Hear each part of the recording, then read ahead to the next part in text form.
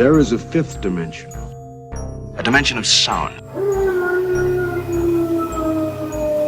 Damn it, Frank! We tell him to be quiet. I spilled my hot cup of Uranus again. A dimension of sight. Hey, Arch. I'm gonna sock you in the puss. A dimension of mind. Nan Adams, is that you?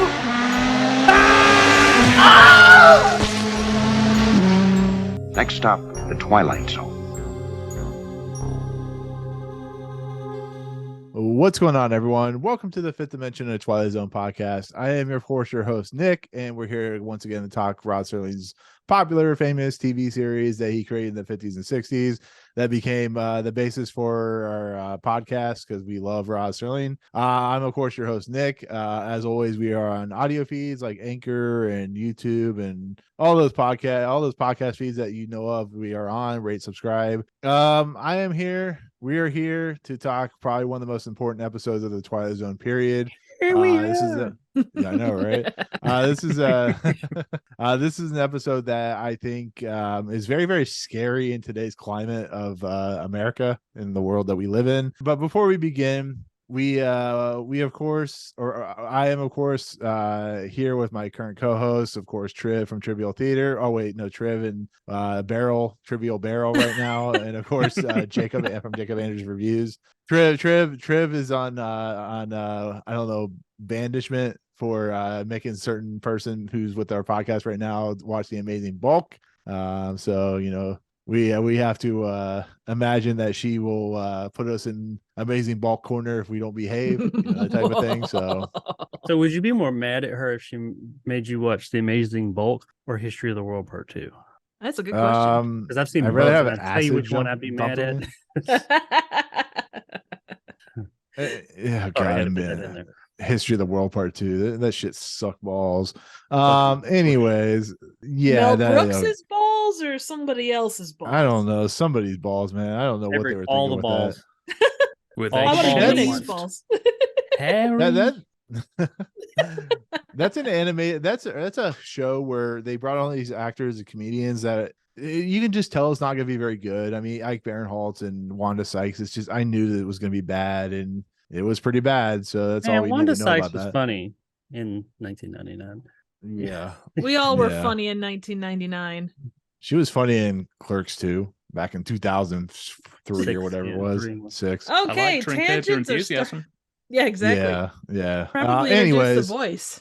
Yeah. So, anyways, you might see another Prank person kickers. with us who may or may not have been on like 2 episodes ago, and the reason for that is, and this, of course, is Dan from TYTD Dan, which I can't. Yeah, TD Dan. He had actually Reviews, right? TYTD Reviews. Yeah. Well, subscribe. Well, it's funny. Subscribe. Yeah, right. He had actually watched it. The reason he's on this episode, and I felt bad, is we made a mistake, or someone made a mistake, and he thought we were doing the Obsolete Man when we first brought him on a couple episodes ago. I'm like, no, Dan, that's not how this works. We have to go in order. He's like, oh, and he just started crying. I'm like, Dan, it's fine, you're good. We'll just have you come on for the Obsolete Man. He's like, and all of a sudden he was put into like an Amazing Bulk situation where I had to bring him on. I had to save him. I had to go into whatever dimension he was in with Triv and, save him and bring him on the Obsolete Man and protect him. So Dan, welcome to our protection zone. Good Lord. Of the fifth dimension. It's so kind of you to cover for me. I'm going to be honest. The only reason I am here is because Triv won't leave me alone anymore ever since I tried to escape multiple times. I know. I got close last time. Last time I managed to flag down a truck, but unfortunately she was driving. So that was a bit of an awkward moment. The drive back was very frosty, to say the least. I can imagine. Well, I put you in manacles. I tried to keep them loose, and you're taking advantage of my good nature. And so now your ass is going to be double manacled. See, this is why it gets confusing, though, because I keep saying to you very politely, would you mind just unbuttoning these shackles just so that I can, run away? And you go, okay, that's fine. And then I do. I'm a nice person. Yeah. Well, Jacob, I think we need to protect Dan. Yeah. Oh, for fuck's sake. I'll make you both. I'll make all 3 of you obsolete men if you're not careful. I'm already obsolete, so you're kind of you're out. Well, of it y'all right made now with me obsolete because I don't have a theater, and who am I without a theater? I'm living out of a damn barrel. I mean, it's a very nice barrel. Yeah. Thank you, I guess. What the fuck is going on here? I It's the, donated pleasure that of- duvet for you. I donated that duvet for you so you could use the drive-in option, but you just sort of swore at me. Because you made my theater disappear, you dick. She's American. That's what we do. That's right. Fuck yeah. Well, I mean, like I told you, Dan, we can put in a Cups of Uranus coffee shop right next to a Starbucks, and Triv can do her channel out from there. So I don't That want. would I'm be not fantastic. Trivial Coffee Shop. I'm Trivial Theater. We could Jeez. franchise it out to I you, don't- Triv, if you like. You could, All right. you could run Yeah. our theatre. I mean, I don't see a theater. No. Okay. So that's Anyway. an ongoing. Yeah. So, anyways, if you Yes. want to support Dan, you know where to find him. If you want to support Trev, we can't have you on this podcast. No, I'm just kidding. I'm kidding. I'm kidding. Well, if you Anyways, don't want me here, Thank you I'll so much leave. for having me back, by the way. It's very much appreciated. I'm looking forward to Yeah, talking we about love this you, Dan. incredibly dystopic view of fascism in the future that may oh my be god, our I future or cannot. not. I've said how excited I was to talk about the monsters to do on Maple Street and Howling Man, but I've been wanting to talk about this episode. This is like my invaders outside monsters to do on Maple Street. This is an episode that I love to death. I think it's a top 5 episode. But what I realized when I was watching this episode today is how scarily prescient this episode is with what's going on in my current state that I live in, which if you know which state I live in. But anyways, we'll talk about that as we go along. But of course, we're going to be talking about the season 2 finale, which is season 2, episode 29, which is The Obsolete Man, directed by Elliott Silverstein, written by Rod Serling. It is production code 173-3661, aired June 2nd, 1961. Stars Burgess Meredith, Fritz Weaver, and Josip Elic. Real quick, I have to ask you guys before, did you guys watch the and now Rod Serling talks about the next episode bit? Mm-hmm. The smoothest taste. But did you notice like what episode he was talking about? Yeah, it was the wrong one. It was walking. Yeah. It was like the Where first is it? episode the whole time of the series. Did was they talking maybe about- not? Did they maybe not show it when it initially was the pilot? Well, no, it's Um, not that. It's just the fact that he was introducing the very first episode, like maybe he was introducing yeah, it that for the way. summer or something. So I mean, it was Yeah. interesting. I wasn't expecting that, but And I thought then it was he kind of said, I suppose if there was a Oasis. gap between season 2 and 3, you they know, you might know. have done like a rerun or something, like like say Yeah. during the summer. It wasn't it was uncommon for them to do repeats, but it did happen sometimes, but not very often. It was largely because they couldn't even find the films that they'd Right, stored away. right. They basically just sort of chuck it in a cupboard and forget about it. So no, they must have They were found it too- again. they were too busy taking the cigarettes and just flicking them into the nitrate. Just flicking them into the nitrate. That's watching them burn. But There's a story that always gets me. There was a producer at the BBC who used to have like a big lunch every lunchtime, and what he'd do is he'd go into the archive, grab a film print, wedge it into his desk, and when he'd finished eating, he'd just break off a bit of film strip and use it to pick oh his my teeth god, and throw it away. Oh my god! And that was the lost happened to Doctor the Who original tapes. Doctor Who. Yeah. Basically, Oh, shit. so dystopia. Yeah, dystopia fascism. Okay, so going into this episode, I know this episode very well. I've seen it probably more than the monsters are doing in Maple Street and 5 people in search of an exit. What about you guys? How much do you remember, and what did you think going into it? Like, did you know what was going to happen? Did you expect the darkness that this episode portrays? What did you guys think? And Dan, Trev, Jacob, I'll let whoever wants to go first. Go ahead, Jake. Nope. I'll go on. I'll go I don't- first. Why not? I'll go. That's it. I just went. Nope. I figured I'd remember when it started because it's a very well-known name. Like the name, I was like, yeah, I know that name.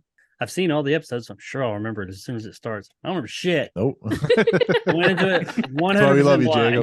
Jacob. Like, the whole time I was like, it's gonna click any minute now. Nope, never did.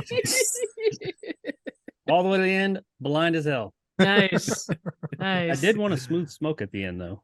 Understandable. Hmm. Well, if you're gonna leave season 2, you Oasis. really do need, the softest taste to get you to season 3. He didn't even say that. He in this one he just says it was like super lazy ad. He's like tired of it or something. He just comes on and he's like, oh yeah, and Oasis cigarettes. If you know, you know. He's like, yeah, I was like, he didn't do the thing. Well, he had the cupped hand too. Like Yeah. the cigarette package was so small. Oh man. I- Anyway. I it's one I remember really well, mostly because I'm a massive Burgess Meredith fan. She's drunk. Remembers People. it because it was massive. Yeah. That's Well, what I she tell you, said. there was some big stuff. Anyway. No, it definitely, I mean, it's got that very like, I don't know if is it German impressionism? Like everything is stark and very sterile, and it's got that like it's hard when you 1984. see it. Oh, very much. Like if you don't know the episode when you see the visuals, by and large, you will exactly know where you're going with it. I mean, and like Nick said, it's a message that the best Twilight Zone episodes, you can resonate across time, and this one certainly resonates across time. And it, you could say it for any era in history, and you could pretty much say, okay, this is something that keeps happening. But yeah, it's Burgess Meredith is like a freaking powerhouse, and it was apparently not well received, which I didn't realize back in the day. Think about the time, though. I mean, you're talking 62. You got just coming off McCarthy, and people were going after that. Well, I mean, World War II was only 15 years prior, wasn't it? So yeah, that's because they mentioned Hitler and Stalin in this episode. I think it was interesting to have the Chancellor guy be kind of pro Stalin and Hitler, which really this episode's interesting. But I'm sorry, Dan, what about you? Yeah, so obviously it's a fairly recent watch for me. I first caught this about 2 months ago, and since then I've watched it about 4 times. Nice. You just want to keep coming back to. I was hit with 2 things sort of immediately. One, as Triv quite rightly pointed out, is the sheer volume of German expressionist cinema influence. But that also kind of lends itself to what was common in Nazi and communist propaganda at the time.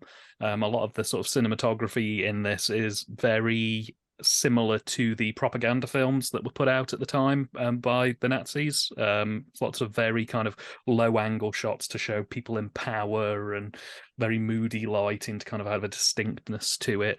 And I think they do a very powerful job of putting across just how malicious and controlling a fascist state like that could be. I think they handled that incredibly well. The other thing that hit me immediately was I found out shortly after this episode was put out that they did a radio adaptation where Burgess Meredith's character is played by Jason Alexander. Really? Yeah. I refuse to listen to it because I don't think there'll be anything funnier than the Obsolete Man starring George Costanza. So You said shortly after this came out? Not shortly after. Shortly after I'd watched it. Oh, after you watched it. Okay, I was like, wait, how old is he? he looked great. Well, I mean, he also doubles as George Art Vandelay. So you got to keep that in mind too. I'm just imagining him sort of stood in that sort of German expressionist room going, "I'm a librarian." I'm a librarian. Oh man. That's the only thing I had forgotten is that Burgess Meredith. Damn it, Trip. Burgess Meredith. Yeah, Burgess Meredith. Burgess Meredith was a librarian, which once again, if you know current state of affairs in my home state or my state right now, you know how big this is with this episode. But to kind of get into this episode, it starts out with once again, as Triv and Dan, everyone says, German impressionism, like feel like Metropolis, like that German, like everything's angular. The chancellor is like judging whatever is like gigantically tall, and that it can make everyone feel small. And as you're talking about shit that some of our younger viewers might not know. Yeah, Metropolis. What's that? Equilibrium. well, let's just say there. 30s. Yeah, right. It feels like Pink Floyd nonsense or something like that. But it's interesting because they're like bringing the obsolete person, like obsolescence and stuff like that. But as Burgess Meredith is being brought in, that's when I think Rod Serling's dialogue in this episode is insanely powerful shit. But I'll let Jacob get into what Rod Serling says first in the opening narration. Before I do, I rewatched the little pan over to Rod a couple at least 5 or 6 times, because I swear to God, the way he's standing and he has his hands with his cigarette, he looks like he's on a cane, like a pimp cane. Like, I mean, it's Rod Serling, it so pans over to like his crotch and then goes up, and I was like, did he? Because he looked like he was doing like a pimp stance, and like he had like he was leaning on something. I was like, did he have a cane? Is that a pimp cane? Pimp Daddy Rod? No, as far as I can tell, though, no, he did not. But he looks, if you go back and look at it, as if he is propped on something, but there's nothing there. Just saying, only in the Twilight Zone. yeah, now I have to go Anyway. rewatch it again. Son of a bitch. At least you enjoy watching it though, so you can just No, I do enjoy watching it, but I don't know how many times I will go back and rewatch this because after everything it's doing, it just like it's so difficult. It's like watching Schindler's List. It's so fucking crazy, our fucking society. But anyways, I'm sorry, Jacob. Go ahead. Oh no, I'm gonna rant. You walk into this room at your own risk because it leads to the future. Not a future that will be, but one that might be. This is not a new world. It is simply an extension of what began in the old one. It has patterned itself after every dictator who has ever planted the ripping imprint of a boot on the pages of history since the beginning of time. It has refinements, technological advances, and more sophisticated approach to the destruction of human freedom. But like every one of the super states that preceded it, it has one iron rule. Logic is an enemy and truth is the menace. This is Mr. Romney Wordsworth in his last 48 hours on Earth. He's a citizen of the state, but will soon have to be eliminated because he's built out of flesh and because he has a mind. Mr. Romney Wadsworth, who will draw his last breaths in the Twilight Zone. That's That crazy. was a lot of words. It is a lot of words. You're not wrong about that, but I mean, I have to ask you guys about this opening narration because he's hitting upon like fear. He's hitting upon like difference in ideologies, like being different, being a human being, and how systems and governments and societies don't want that. And it's played out to this entire episode. And that's the whole idea of like, you know, you look at, and I was talking to Rob, who's been on the podcast before, the idea of just like, you know, human ideology and psychology and just how we're trained and, you know, as robots to do certain things. And when we step out of line, I know people don't like Ayn Rand and stuff like that, but you look at some of the stuff, you know, Ayn Rand did, and you just look at this kind of the ideology, you look like Rush 2112, like we talked about earlier, just the idea of just being unique and different and being somebody, and instead of going against like the grain, I guess, like that. But I mean, what do you guys think about that kind of stuff? And it plays through the entire episode, but it's very important at the very first part of this episode. I mean, what do you guys think? So a recurring theme for me, at least throughout this episode, was that I feel like Serling was incredibly close to the concepts of fascism, given his politics and the fact that he joined in the war. He obviously had some first-hand experience of seeing how these governments were able to, you know, mass brainwash and control large swathes of the public, whether it was through, you know, genuinely convincing them that what they were doing was the right thing, or whether it was through apathy, you know, through, oh, well, there's nothing I can do, so we've just got to wait for this fire to burn out type situation. I feel like he puts a personal touch into it, and that it's a recurring motif. Like I'm now into season 3 of the Twilight Zone, and there's a fair few other episodes that pop up that are either set in World War II or sort of lean towards fascistic tendencies. And whenever these episodes crop up, it always feels a bit more personal, a bit of a different vibe to other Twilight Zone episodes that come out of it. And I think that's because Serling was so plugged in to his own beliefs of what a free and fair society should be, and that he was so strongly against fascism that he wanted to try and embed that by any means necessary into his works.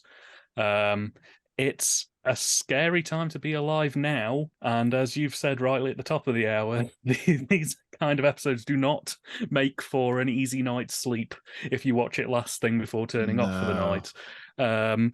The one thing that I will say that is going to probably be a recurring theme throughout this episode for me personally is, whilst I appreciate that it is a from the heart thing from Serling, I don't feel like it's his best work in this field. I think that he has further down the line written works that deal with fascism and fascist states and things like that are a lot more powerful. This feels a little bit too heavy-handed for me personally, but that's fair. Yeah, that's understandable. I mean, this is an episode that is hitting the nail like really hard in the head, like in the face. So I get it where it might not be an episode that hits well with a lot of people. I think it hit me just because of just the nature of what you see in the world as a whole throughout the generations and stuff like that. But I don't know. What about you two? I guess the thing that stood out kind of across the board to me is I guess I'm a big Burgess Meredith fan, like across Twilight Zone, across a good chunk of what he does. And I think this is probably one of my favorite things that he's done, because he just oozes emotion across the board. Like, you can tell he's scared witless, but he's so defiant and just straightforward in what he believes. And I think that is to have that, I think that's, even when you know that you're definitely going your way out, to be able to hold your ground and to be able to make sense with what you say and, change, make a difference in those moments. I don't know. I thought that was cool. Yeah, I agree with Dan that, it's heavy handed, but I think he was going for that with that, especially with like the stark look of everything. Yeah. And he gave it a bit of an alien look because the German impression, whatever we want to call the aesthetic they were going for, maybe that's part of the reason they gave it that kind of somewhat alien look to make it a bit more heightened. So I think it was supposed to just be in your face. I don't think you'll find anybody who's going to say that, oh yeah, like all the stuff is, that's fine. I think everybody will agree. I mean, everybody's going to say, no, that's not cool. But, and I agree, but much like Dan said, we'll talk more about the episode, but I will say, I mean, I like messages to be a bit more subtle at times. Right. But I mean, everything in the episode is very stark and in your face, including its visual aesthetics. So it makes sense that the story would be kind of that way too. So I don't totally hold it against it, but it is something that stood out to me as well. I mean, I get that. Like I said, I did enjoy it. No, yeah, absolutely. No, this is why I like having, for instance, you on Jacob or Trivon or even Dan. It's just when I like, Triv will go into an episode, or Jacob, you'll go into an episode and you'll really love this episode, and maybe I don't like it as much as you do or something like that. I love that like difference in opinion and stuff like that. So I understand where you guys come from when it comes to the heavy-handed nature of what this episode is trying to do, because I mean, it literally, after Rod Serling talks, it goes into this like crazy talking between Burgess Meredith and Fritz Weaver, where I don't know what you guys think about this, but the idea of the chancellor and the state are against books, which is a lot of society and what's going on, but they're also against God, which I found really fascinating, because usually these types of stories, the state is really in line with God, and you need to believe in God. That's what's happening in current America right now, where it depends. But like, yeah, it depends. Like these types of stories that are usually against like books and all that, it's usually the spread of knowledge is what that, and those usually are against like biblical. They're against all that. It's like put all faith in the state. The state is your God. Exactly. No, I mean those the kinds that are like Fahrenheit 451 and like 1984, things like that. The ones that want to do away with all that, they want to have total control of all information that you receive, no outside influence whatsoever, and that includes religion, because religion is like the ultimate. They want to be the reason for everything, and they don't want you to have that. I mean, you can even go to oh, sorry, go ahead. No, I just wanted to point out in my little spiel there, I didn't mention, I thought Burgess Meredith was really good in this. Yeah. And he, like, do I think it's like up to the level of, I still say Purple Testament had the best acting in the series up to this point. It's just the most real and natural, and you just didn't see that back then. It was more of a nowadays type of acting back then. But I gotta say that when he's acting here, usually when I've seen Burgess Meredith, unless he's like Mickey from Rocky, which he was great as, but that was even kind of a caricature. He's always he's playing a bit of a heightened caricature of something. I mean, I'm not saying he doesn't do good. He does, but it's always kind of like, a lot of times he'll have kind of this weird little voice or this, stuff like that, and it works. It's great. But I thought it was really neat to see him here just being very stone-faced straight up. And nothing was too heightened. There was definitely heightened stuff in the episode, but from his performance and what he was saying, nothing was really like that crazy out there. He was just being very straight. And I like that. That was a nice change of pace, I thought. I don't know, man. When he does the penguin, I mean, he doesn't feel like a heightened version of a penguin at all. I just took that as him being a penguin. I love Burgess Meredith. But I have to say, his version of the penguin is what I still think of till this day, of him and Danny DeVito. And because of those two, I fucking hate the penguin. I've hated the penguin my whole fucking life until the new one. I like the new one, but I've always hated the fucking penguin. To be fair, at least you don't have your favorite villain as a particular Austrian bodybuilder. That's not how you have to look at your. I'm cooler with everybody freeze than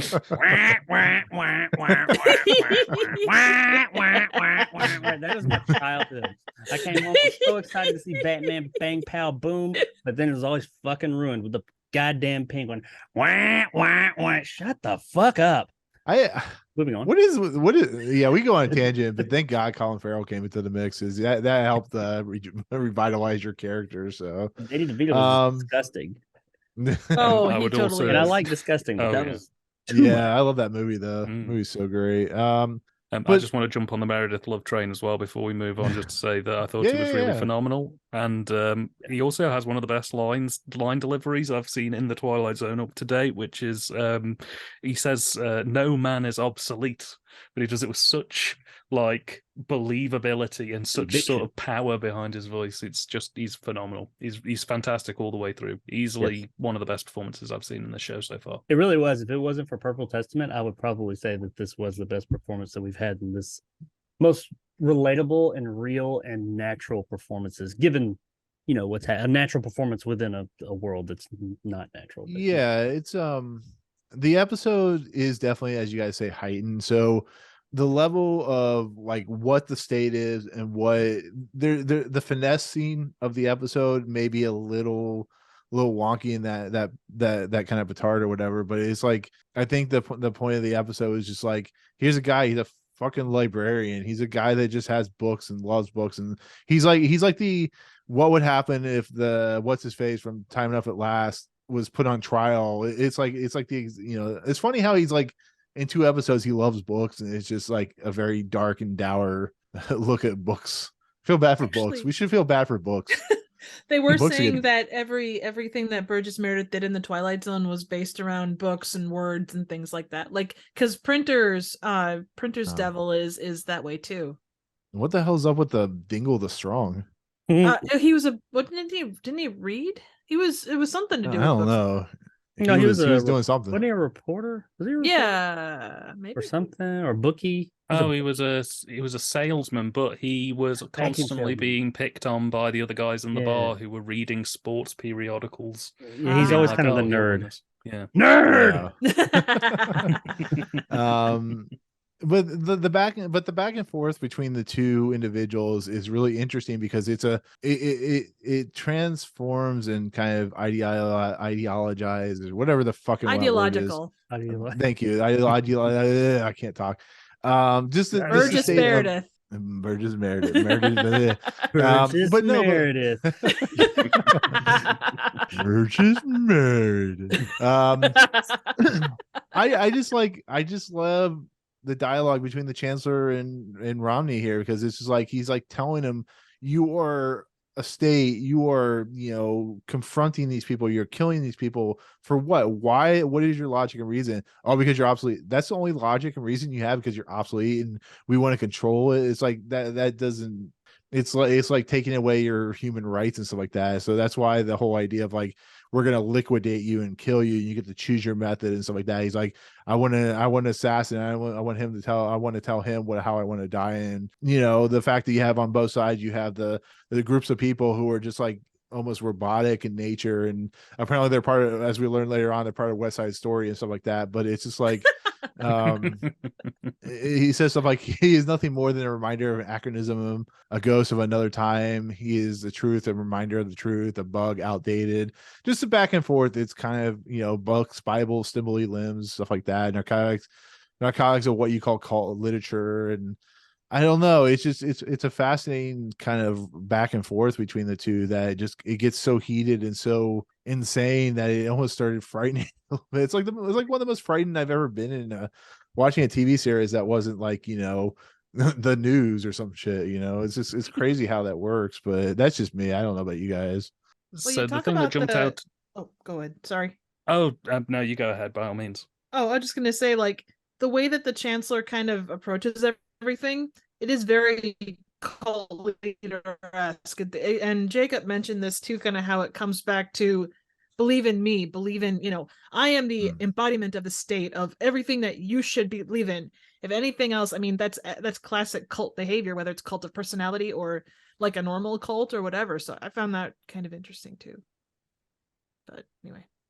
I was going to say this thing is Nazi coded out the ass from top to bottom. There's literally just so much Nazi stuff all over this opening sequence. For starters, the titles of Chancellor were actual positions within the Nazi Party. The logos that the members of the party wear on their shirts are all very angular, similar to the swastika, just like a diamond shape. They all wear brown shirts, which again was part of the Nazi iconography. But what fascinated me the most was the cinematography choices in this opening sequence and how they almost tell you how oppressive everything is through the cine before you even heard anyone speak.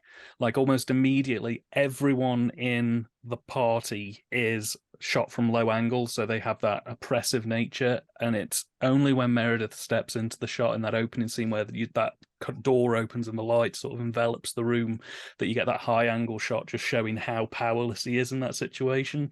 But what's really clever, and I quite enjoyed this, and I was actually amazed that Elliott directed this the way that he chose to do it, is as the conversation between the Chancellor and Romney goes on, the angle at which the people are presented slowly comes down. So like it starts off really low angle and oppressive, and then as the conversation goes down, both of the characters start to even out on the cine until they're both at even level. And it's almost like Meredith's words are kind of neutralizing the oppressiveness of the party, and as soon as he realizes how he's gonna get them, the cine's more or less sort of on level pegging, and as an audience we are sort of subliminally told, hang on a minute, these guys aren't as menacing and powerful as you think. It was very clever and very well done, and like I say as well, having all of that kind of propaganda style cinematography and design really helped to sell that. So again, yeah, I think that he's done a really phenomenal job in this opening section. Yeah, definitely the lighting. Like I know when you came on for that 20, I think you came on for 22. We were talking about how the mood and lighting really helps give a really cool effect on the scene, that type of thing. Oh yeah, no, absolutely. They use a lot of chiaroscuro here, which again was very prevalent in German expressionist stuff, and a lot of the German expressionist movement was co-opted by the Nazis. Metropolis, for example, was basically like the poster child for the Übermensch and sort of the Aryan race. They used to sort of use it as an example of how societies could be this sort of supreme, well-oiled machine. So all these references that you guys have picked up on are completely spot on. This is perfectly Nazi coded, which again, plays back to what Serling probably experienced during his time in the war. So here's a couple things. Elliott Silverstein directed The Car, or the horror film The Car with James Brolin, and he directed 4 episodes of Tales from the Crypt. Ooh, nice. Which ones? I know them all. The Reluctant Vampire, Curiosity Killed, Well Cooked Hams. Well Cooked Hams. Yeah, Surprise Party. Too bad it's not steamed hams. Yeah, I mean he may have directed that episode. AI. This was also his first directing credit in the Twilight Zone. Yeah, which is crazy. Yeah, which is just mad. Like, talk about hit the ground running, What do you guys think about allowing Burgess Meredith to choose his own death. I mean, like it's interesting. What do you guys think about that kind of stuff? With he's granted a personal assassin, which I don't know if it's fully. I know it's only 24 minutes, so it's never really fully explained how the assassin works. But I mean, he's able to choose the method of death, and they're going to have it executed on national television, which is probably where the Running Man got his idea. The Stephen King story. It's classic not fascism. It goes into fascism, but like the whole controlling society, controlling information, control. It's like, yes, it's like fooling your public into thinking they have a choice. Your choice is you're gonna die. Well, Yeah. you choose how. But it has to be at this time. By this time, you will die. So the choice is made for you, but we give when they say we have no choice. Yeah, you do. That you choose how to die. Just tell you when and that you are. Like I always said, my choice of death would be naked women falling off, chasing me as I fall off a cliff into my grave. Okay. Hey, Book. Life of Brian, or Book of Life, or whatever it was. Or not Book of Life. What is it? The Meaning of Life. Meaning of Life. Meaning of Life. Yeah. And it's still my favorite part. Outside of the children, like was it condom use or whatever that is.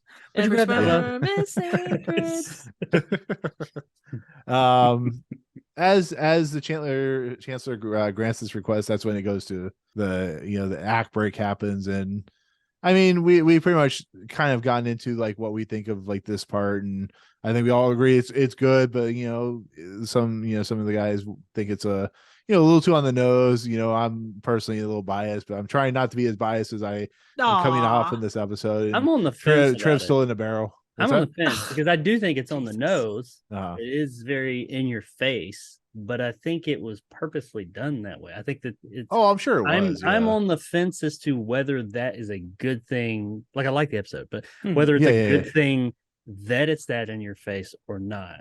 I typically, like I said, like more subtle messaging. But I mean, there's a time and a place, and I don't know. I don't hate it, but it's something that did stand out to me. Well, that's the thing I have to ask you guys then. We've watched, what was this 65th episode that we've watched? Like, do you think that doing this as a season finale was the right choice? Or do you think that it was so heavy-handed and so on the nose that, putting something like, I don't know, a game of pool or the Midnight Sun or something a little, not as this, so like Game of Pool is still dark, as I know Dan, you've watched the episode, but do you think this episode should have been more in the middle of the season, or do you think it's perfect for what's that? No, I think it was a perfect way to go out because regardless if you liked it or if you like the fact that it's so in your face, it's stark, it stands out, it's a bang. It goes out with it goes out with a bang. Legitimate, literally and figuratively. Well, and think about the era too. Like things were not to say that things couldn't be settled back in the 60s, because they definitely could be. But I do think that a lot of stuff was very, both for positive and for negative, in your face.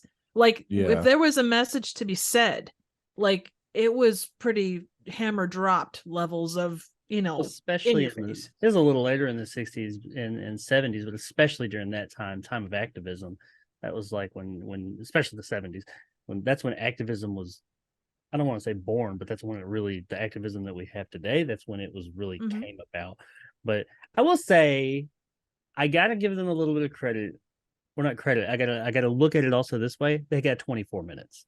So they're trying to put a message out there, and it's a big message, and they got 24 minutes to do it. So sometimes when you get that little bit of time, subtlety takes a little bit longer sometimes. So or at least it's more difficult. So maybe it's just the time constraints, and hey, we gotta get this thing out. We want people to understand it. We want the layman, to understand it and not be confused by it. So and you gotta think too, at that time and place, you've got you're hitting 15 years, 17 years past World War II. You're kind of getting that next generation of people coming up, and all of those stories of Nazis and kind of like that whole thing, the thing that they fought, you're coming into a generation that's really kind of coming into that, questioning things and all that stuff. the same thing as today as if someone made a movie about Osama bin Laden. Exactly. Or not Osama bin Laden, but that whole period of time, like Yeah. 9/11 and all that. Yeah. It'd be like that. I mean, the younger people now would be kind of like, I mean, I heard of it. Is this like Pearl Harbor? Right. And they didn't talk about it. Yeah. And the thing is, they didn't talk, like, you know, you always hear that soldiers by and large, and not everyone, but a lot of them, with what they experienced, they kind of, you know, went inward instead of outward with it, because it's what you did, you know? Well, I don't think they my grandfather was in World War II, and he was a colonel in the Air Force, and he honestly just didn't. He was proud of what he did, and he was proud of being in the Air Force. I remember going to Air Force base and stuff with him, but he didn't want to talk about it. Right. They don't want to talk about it. They don't feel like it's worth talking about because it's such a hard thing. Horrific moments of my life. Oh yeah. Let me tell you about the time I executed a guy with a sniper rifle. Yeah, let's talk about that. Oh wait, hang on. One time I get dropped the bomb TikTok from an open. airplane in a city. Let's do that. I don't think about it at night. I'm sleeping in. Yeah, let me tell you about the time that Dan was held hostage by Triv. You know, I don't want to talk about that anymore. No, we're going to talk about it. We don't Hey, talk I gave him about shrimp Parcel puffs. Bomb Month. That's right. It is a full month. It's not just one episode. So I know. strap in, bitch. I'm sorry, Dan. I'm sorry. You No, guys weren't there, man. You don't know. You know that scene from Apocalypse Now where you're staring at the fan? Triv was the fan. Anyway. Game over, man. Triv was the alien. No, anyways, so yeah, so that's pretty much, like I said, the first act is definitely very in your face, and the rest of the episode is in your face, but it's much more toned down in a lot of respects when it comes to like the forceful nature. At this point, the character of Romney Wordsworth, which is interesting to have a last name named Wordsworth and be a librarian, which I thought was kind of an interesting thing. Interesting. The Chancellor is played by a guy named Fritz. Right. Fritz Weaver. He's weaving that death into the world. But this is when we kind of learn the nature of what Romney has decided to do. He doesn't say it at first, but the Chancellor visits him because that's what Wordsworth wanted. And there's a discussion about, you know, the idea of, like, he says Romney doesn't fit the formula. Everyone is categorized by their strengths. You know, the only reason he lived because he knew how to like fashion his own wood. They brought television equipment into it's like, yeah, you live because you can. I'm good. You're Jesus Christ, and you can make, you know, carpentry and shit like that. But I thought the most startling thing and most crazy thing is when they talk about how when the Chancellor talks about how Stalin and Hitler didn't go far enough and they left over the undesirables. And that's when they started killing people and getting rid of, like, they killed like over 1,300 people on live TV. And they talk about like the old people, how when you become old, you become like not worth your weight in gold anymore. And that's a scary thing because that's kind of where this country was headed at in World War II, is the eradication of the Jewish people and the ideas of like what Stalin was doing in Russia and what all these people are doing. They're getting rid of what they call undesirables. And that's why I think, Rod Serling being in the war, it really affected him. And that's what's happening here on a much smaller scale in a place where a guy, as we find out, is going to die by a bomb, not electrocution, not whatever, bomb. And what do you guys think about that? Like, that's a really heavy-handed, really hard thing to throw into a TV show that's a sci-fi TV show, that you're basically saying you have a character that doesn't have a problem with what Hitler and fucking Stalin did. And I found that so it's so scary to think about. There are people that are like that in real life. What do you guys think? I think that it definitely, I mean, like both Jake and Dan said, there is some heavy-handedness to this, but I do think that it's meant to, bash you over the head and say, okay, look, this is where we were. We do not want to go back there because there were people that did that shit. I was going to say as well, a thing probably worth bearing in mind as well is how the media had portrayed fascism post World War II up to this point was largely to ridicule. They wouldn't necessarily play it as the Nazis are dark, scary people. They would do things like Spike Jones with the Führer's face, and Hitler would Goofy. be played by Donald Duck, or they would never just go straight in for this is how grim and horrible they were, and partly because people experienced that who were still alive and still kind of fresh for them.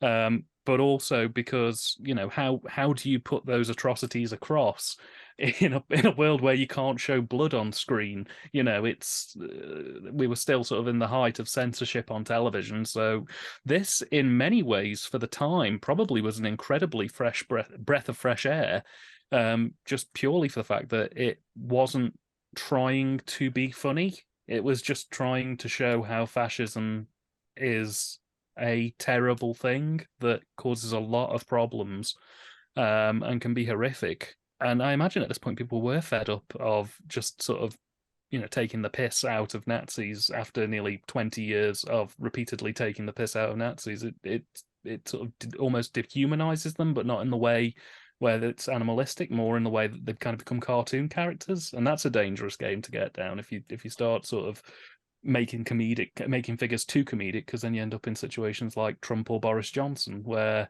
the entire lead up to their elections was them being played as comedy characters, and it endeared them to people rather than putting them off. People were ready to move on. Yeah. Well, and even with you look at the way that Nazis were portrayed in the Twilight Zone before this, or not.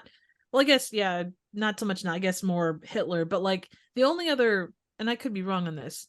The only other instance we get, it was Genie in a Bottle, where like the guy wishes to be the most powerful guy in the world and is essentially Hitler, Like that's our only other portrayal in the Twilight Zone. I mean, that was funny. Come on. Oh, it was hilarious. But it is still played at that, like to see it in a different way. And it's obviously not the last time that Hitler shows up in the overall Twilight Zone universe.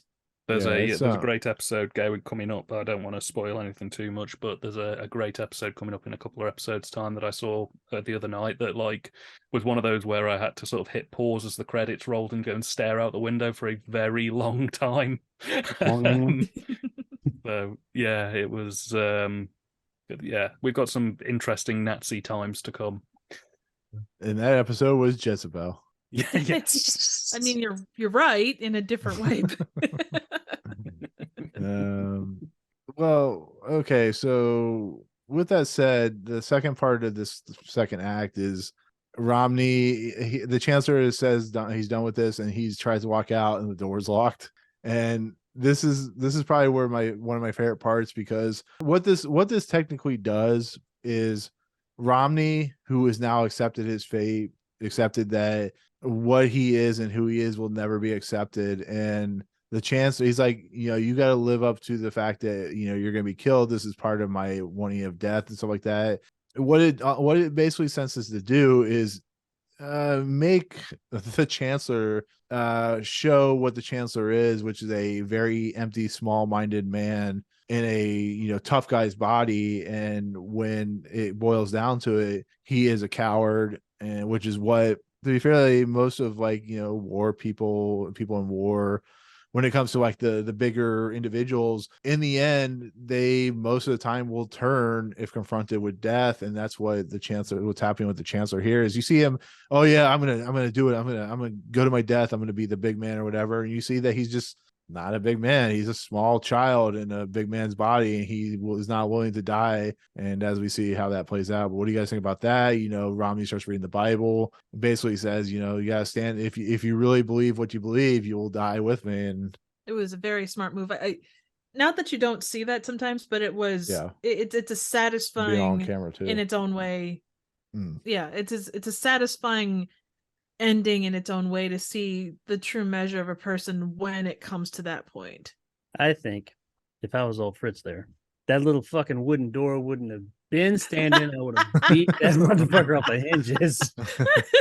But no, in all seriousness, no, I think it was. I don't know about you guys, because you guys all remember this episode. Well, I guess Dan, you didn't because you hadn't seen it, but me myself, I didn't remember anything. So I was like legit like. For the first time in quite a while, I had no idea how it was going to go down, what was going to happen. Yeah. I was really enjoying the episode just because no clue. I was like, I don't know what's going on here. Are they all robots? Like Because it said That'd something been about he's like the hilarious. flesh. I was like, what's going? I mean, I understood the world that they had created and all that, and I understood what it was saying, but I was just like, I don't know where this is going. What's going to happen? And I was really enthralled with that, and I had a really good time. So going into it, when he locked him in there, that was the first time I was able to go, I'm with the episode. I'm with you. I know where we're going with this. I don't know exactly where it's going to end, but I know where we're going now.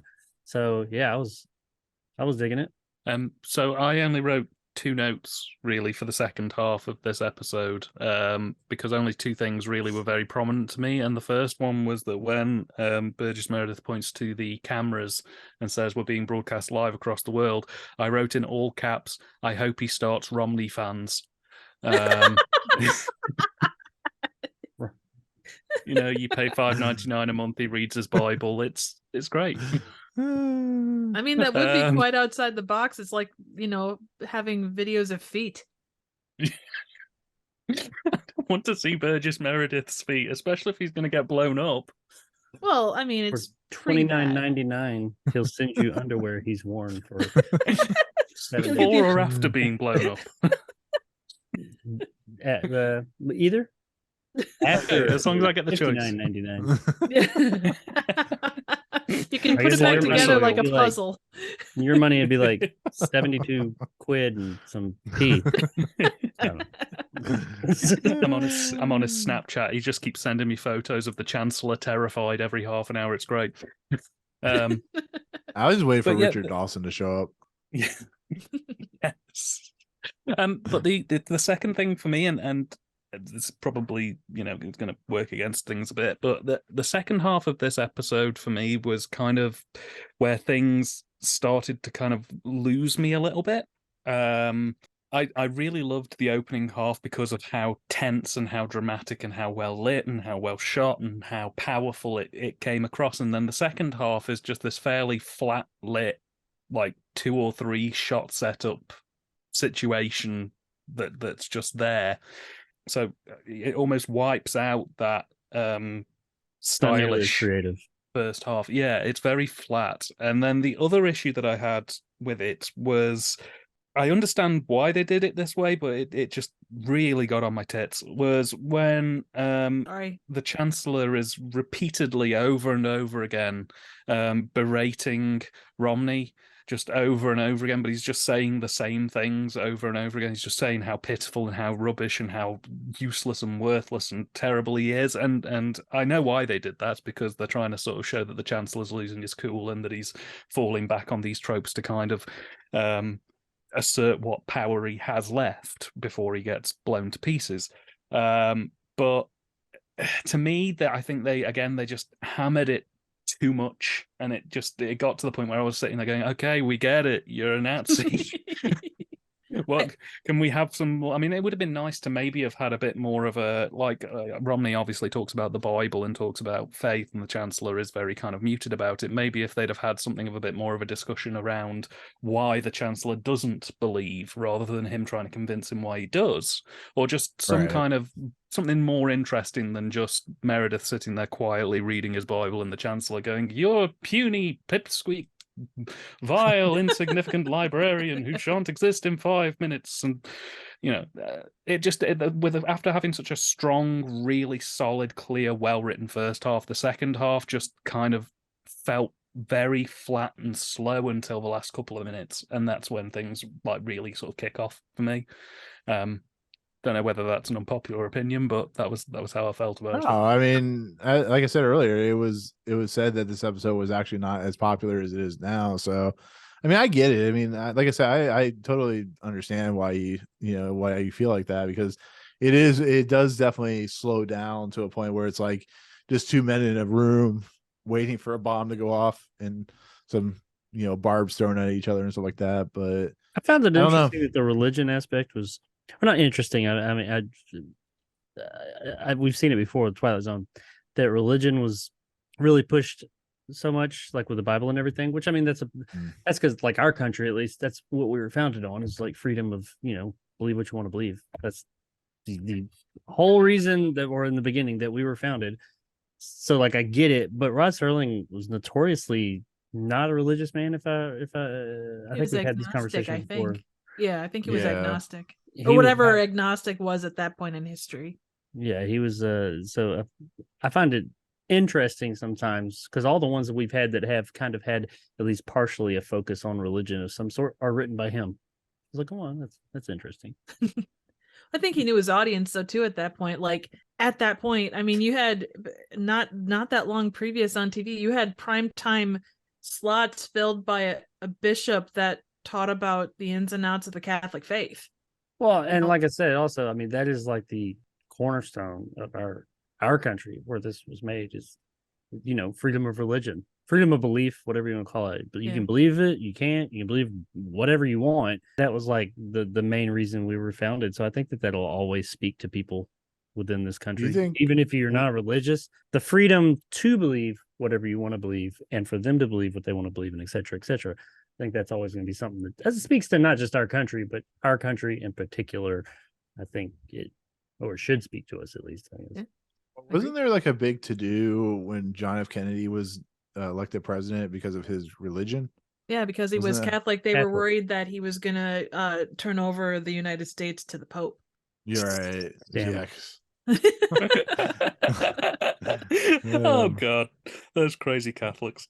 I know we are mad, man. I tell you. No, it was because everything before that had been Protestant, and because of anyway. So but no, I just thought that was I thought it was interesting. Oh, very much. I mean, it's hugely interesting. It's there's not that much grand scheme difference between Protestants and Catholics, but I tell you, we're wily like that. We'll hand it over like first chance we get. We'll hand over power to the Pope because that's how we roll, bitches. Yeah.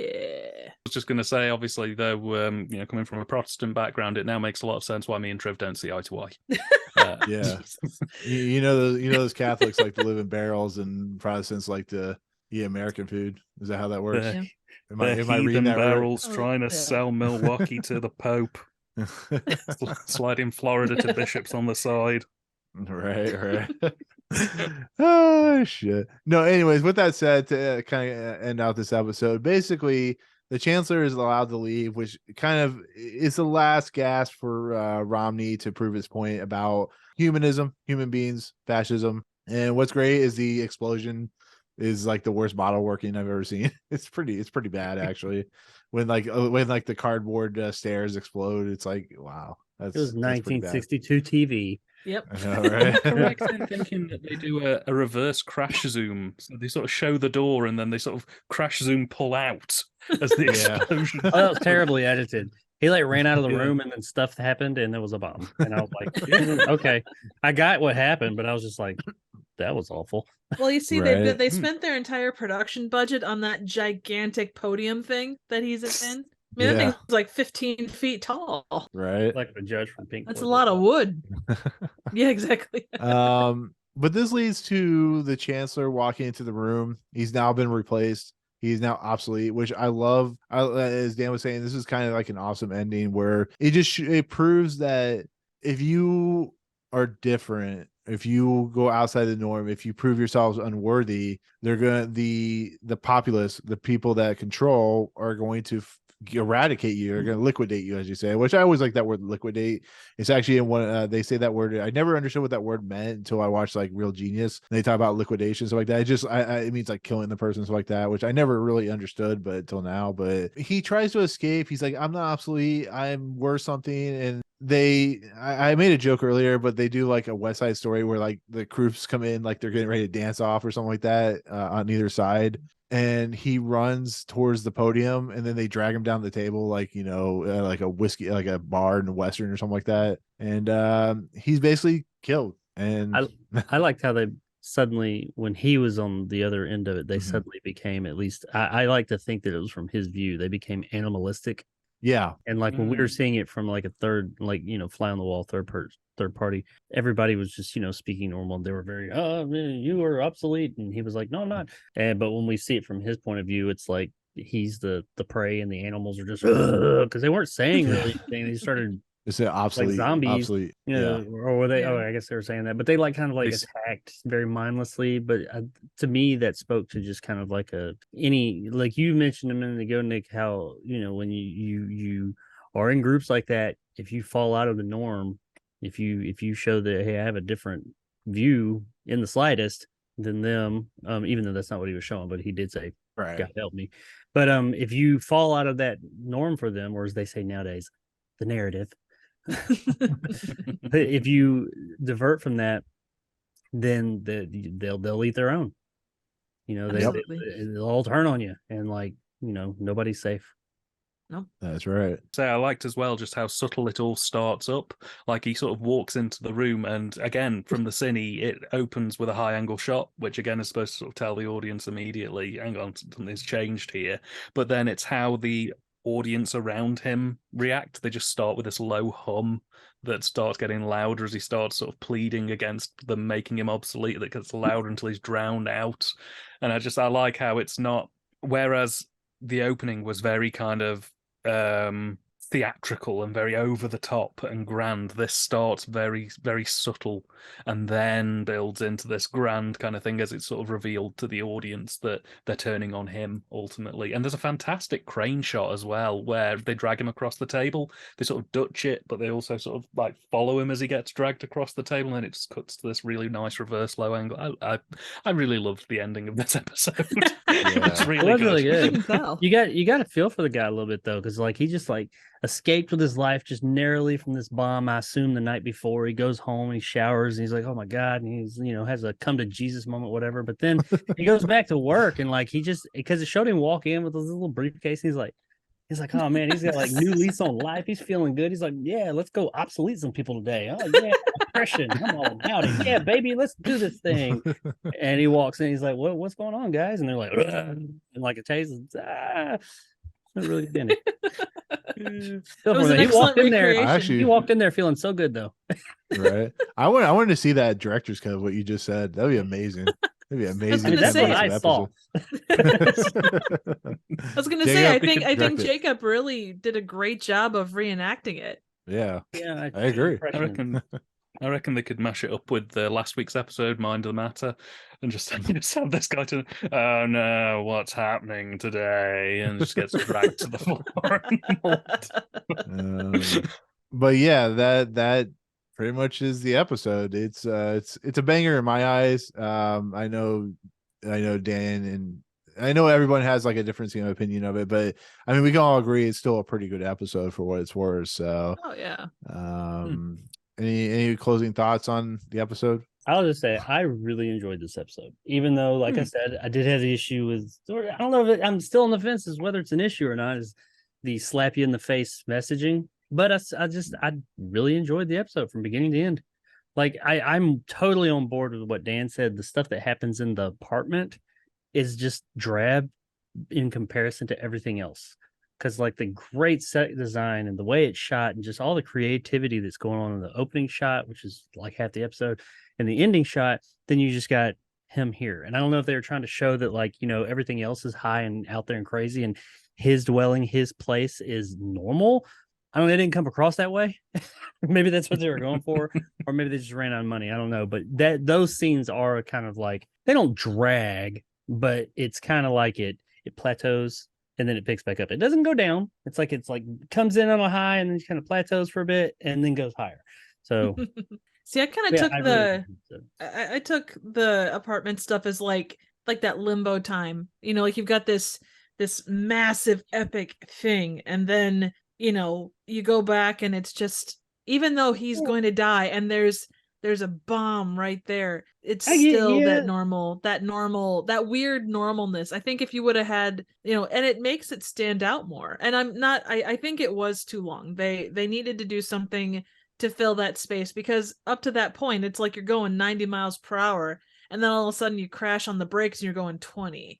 So there is that. It is that, but it's like, I don't think that look that they had going in the beginning and end would have worked there. It just would have been really kind of odd. It's like they're all sitting there and like these harsh lighting, like hard edges, and like he's got like Morticia lighting and everything. It wouldn't have worked. But plus, how would you read? I'm cool. Yeah, I'm cool with the look of it, but it's like the shot like they didn't even like they had all these interesting shots and everything in the other ones, and this one was just bam. Yeah, no, I get it. And it's like do something a little bit more interesting. I mean, yeah, your set's not as interesting, but make it interesting with the way you move the camera or something. I don't know. I agree. You could have had like the shot from below the Chancellor or below well, I guess that probably would have something to kind of or maybe it kind of like pivoted, like where it was below or above Burgess Meredith in the beginning of the scene and below, and then as it goes, it kind of does that to show that Burgess Meredith is now in a control or something. I don't know. We're talking about a 60-year-old show. I'm trying to. Could it have been where Burgess Meredith was, and not to say he's not. Obviously, he's got something planned when the way things were set up, but he is a non-threatening entity towards the Chancellor. Everything is calm with him, and the Chancellor is the one that's kind of like some kind of difference in the way that it's shot there, where the shot is very calm on Burgess Meredith, but then on the Chancellor, it's very much like you say, like a different angle to kind of like show the differentiates too. Yeah. Well, they do something just towards the end of the scene with the Chancellor in that one. There's the bit where time is passing and it's getting closer to where the bomb's blowing up, and they do that kind of weird cross-fading effect where you sort of see clocks flying by. Yeah. And he starts looking a bit more nervous. But yeah, like you guys say, I think they could have done more. And I think as well, another issue that I had is it started raising more questions about how this world functioned. Like, why does the state have very German expressionist style furniture, but like everybody else has just got like normal furniture? What do the people who work in the office buildings wear the brown shirts out of office? Do they sort of go home and just sit in very formal wear in their angular houses until bedtime? And Meredith's just sat in his normal sort of cottage waiting for it to go. Well, and he did like, it was stated by the Chancellor that he made his own furniture, so he might have like made whatever was like required of him, but then when he was making his own stuff, he probably like gave it his own spin, maybe. Yeah, it's very the idea of Fahrenheit 451. Yeah, like in that way. I like the idea of him being rebellious, just like, no, I will not adopt German expressionism. I will have a comfy chair. And that's what I thought. I thought they were trying to show his dwelling as the normal place, the place we felt comfortable. And that's fine. I was cool with that. But it just, you don't have to be, I hate to say boring, but so bland. It doesn't have to be bland. Yeah. The whole shot. But, that's a small quibble overall. I still really enjoyed the episode. Yeah, it's just, to my concluding thoughts are, the world is fucking scary. We live in it. And people will try to take it over and try to kill people to have their point made. And if you don't adhere to it, then you will die by liquidation. But no, honestly, it's like just the idea of like, having a group of individuals control your every move and every effort. And when you're no longer valuable, you are no longer valuable in this world. And it's very much, I mean, I talk about it today, but like every generation has gone through this like scary situation, whether it be World War II, World War I, the Vietnam War, any war, any scenario, the McCarthyism, all that stuff. It's the same thing over and over and over. It repeats itself. And here, we've seen it before in other movies and TV series. It's look at Handmaid's Tale, that type of thing. It's just when control's absolute, then you are fucked basically, and you have no say or sense, and we don't want that. That's why we try to stay as democratic and free as we can. At least we try, but people push back. So, well, there will always be pushback, and people see the other side as that too. I guarantee you that the Chancellor looked at Burgess Meredith and kind of said, well, this guy is trying to go away from what we want. Now, whether it was, because he's a Chancellor and, absolute power and all that stuff, or whether he might have in his heart of hearts thought that he was in the right, that everything that join the empire. Yeah, essentially. Exactly. I want that t-shirt, actually. We have cookies.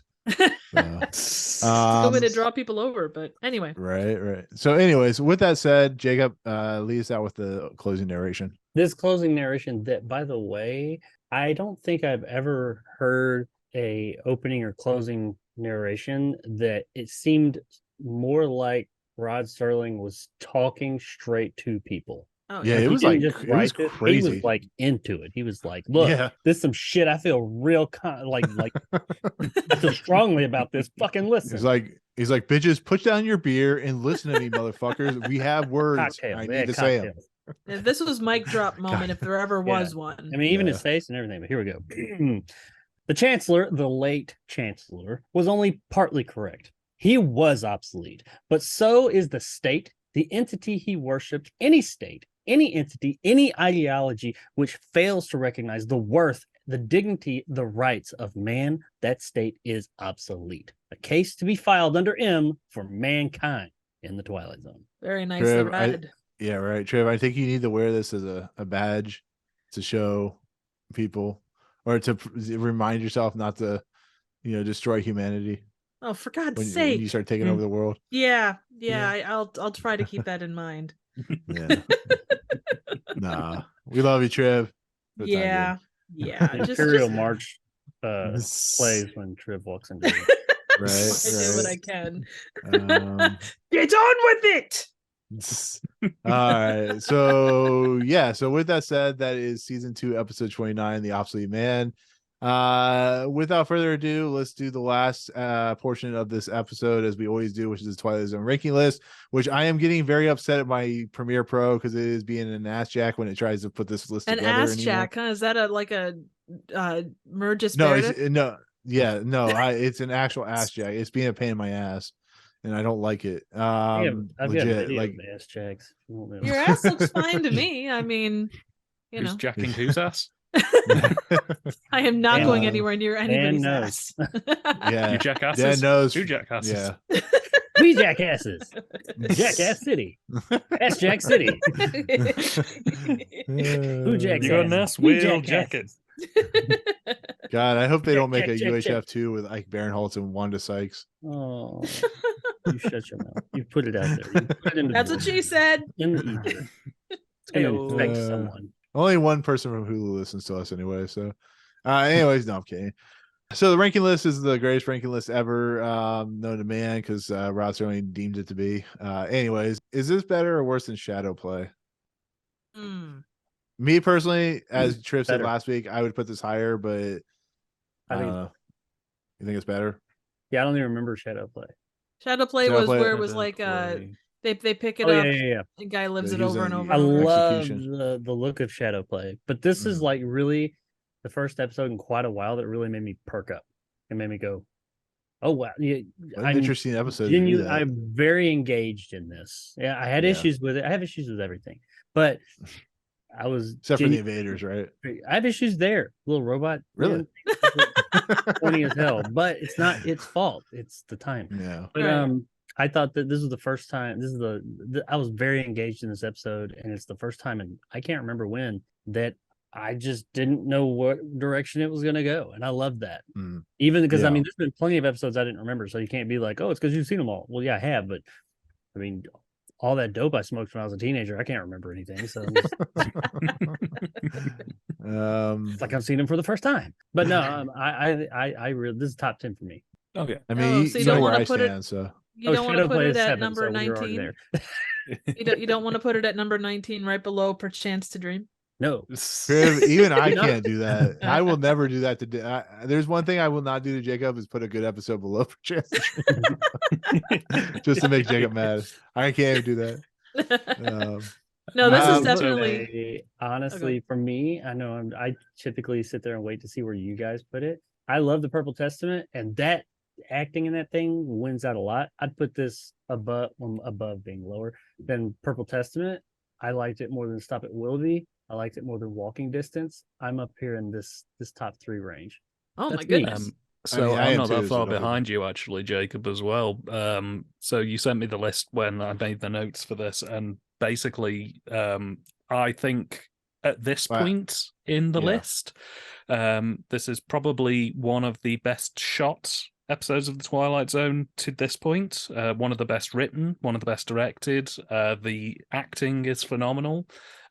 Even though it lost me a bit with the second half, it's bloody brilliant. It's really genuinely a good, solid work. And I pretty much put down exactly what Jacob put down. I would put it personally just above a Stop at Willoughby, but I don't think it was as good as Walking Distance. So I put it at number 5 and pushed Stop at Willoughby down 1. I'm cool with that area. Walking Distance was really good. It's been a long time since I saw Walking Distance though. So yeah, I'm I mean, cool with Triv, that whole area right there. Triv, what do you think? I have a thing, but I want to wait for Triv to say. Well, last week I wanted to put Will the Real Martian Please Stand Up at number 3. And I'd say 3 or 4 for this one, personally. I mean, we got it to number 8, Triv. So I mean, that's I a know, pretty good feat for but an episode I'm just saying. No, I know. I would put know. it at 3, and I'd also put this one this week at 3. Here's where I would go. I would go just below. Damn it, Jacob, you and the Invaders. I feel bad. I would put this at number 2, but I have to leave the Invaders. I'm putting this above Monsters Are Due on Maple Street. Yes. I would think I would never say that, but I mean, in the end, like the Stop It below, above Stop It Willoughby, below the Invaders, somewhere in that range. So I don't know.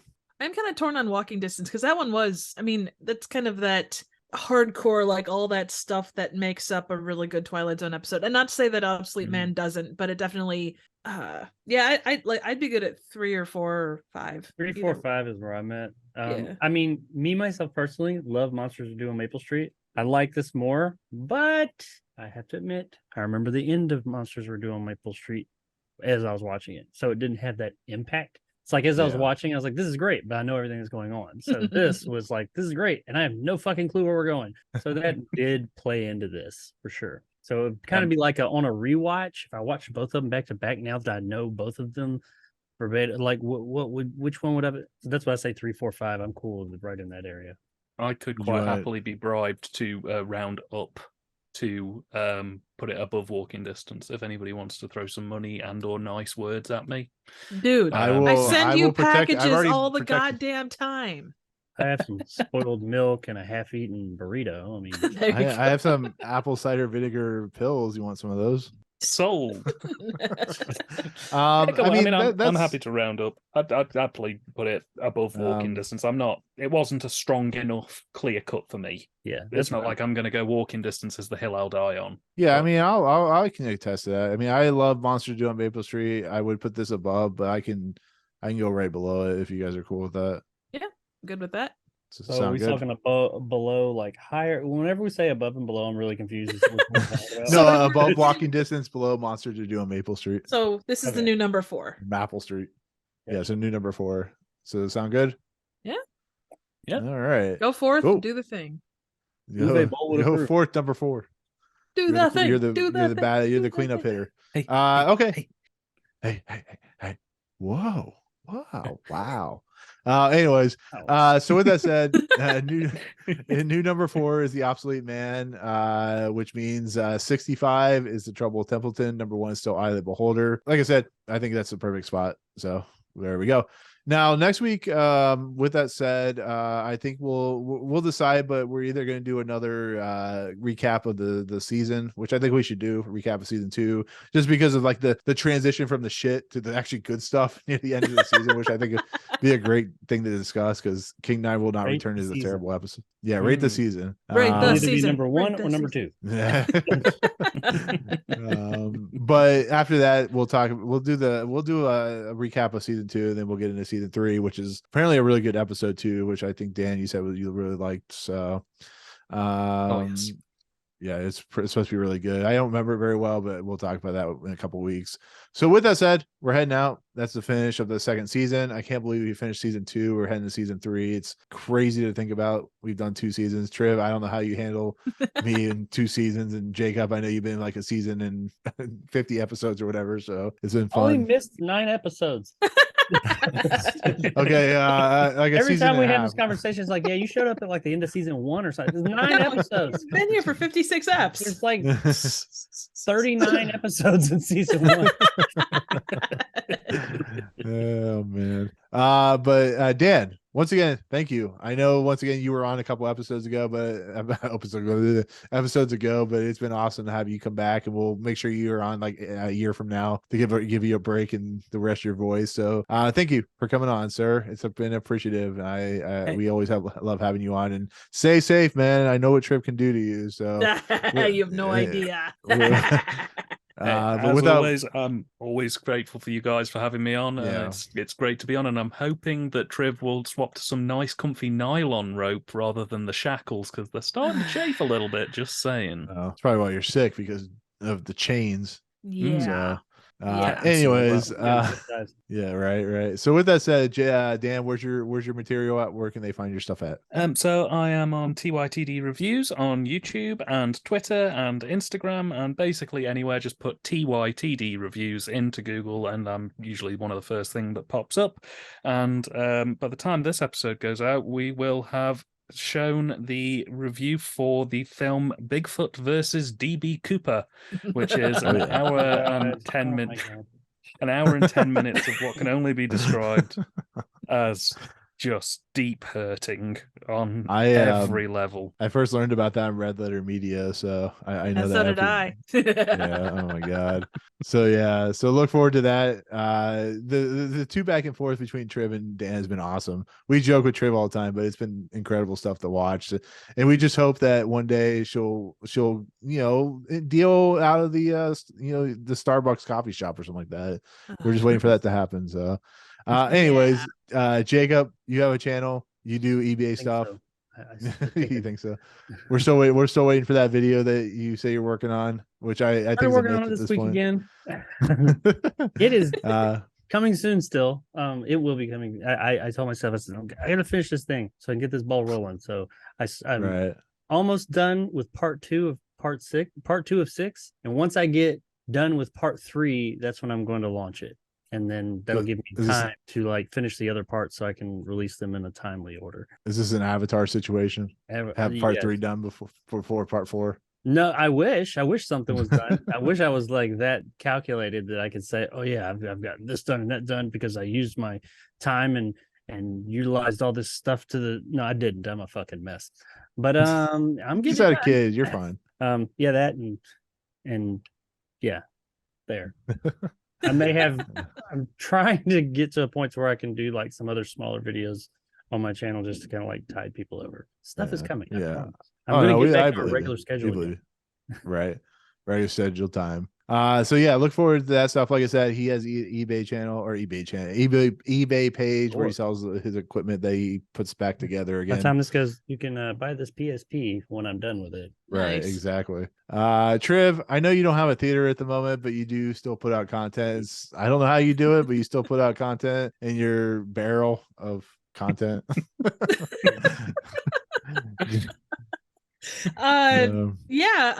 Still trying to figure out that because a barrel is not the greatest place to air a movie from. Also, you can't really fill it with popcorn. But anyway, you can find me here and watch my extensive back catalog of random, obscure, and straight up bad movies here on YouTube at Trivial Theater. I'm also on Instagram and Twitter at Trivial Theater. Excellent. And for myself, you can find me at Movie Emporium. I do random movie content. You know where all that stuff's at. I sometimes put reviews up, sometimes they do well, sometimes they don't. And that's gonna do it. Once again, audio feeds like Anchor and iTunes and Google Play. So without further ado, for myself, Triv, Dan, and Jacob, we'll see you guys next time in the Twilight Zone. Peace out, motherfucker. Adios. Take care. Sorry. Unless you want to have them see your face. No, show them your face. Sorry. No. Edit. Cut it. Sorry. Put it in. It's Sorry. in. I hit the We'll wrong do it button live. and it made everything not full screen. Okay, Now you have your hand on your boob. No, it's not. All right, you good? My hands are at my side. Not the hand I saw. Anyways, anyways. Oh It's shit. a terrible affliction. She has hands glued to her hips. For fuck's sake. Anyway, moving on. Put her Obsolete hands on her Man. hips. Go. I'd Yeah, have a French tickler if I wanted one.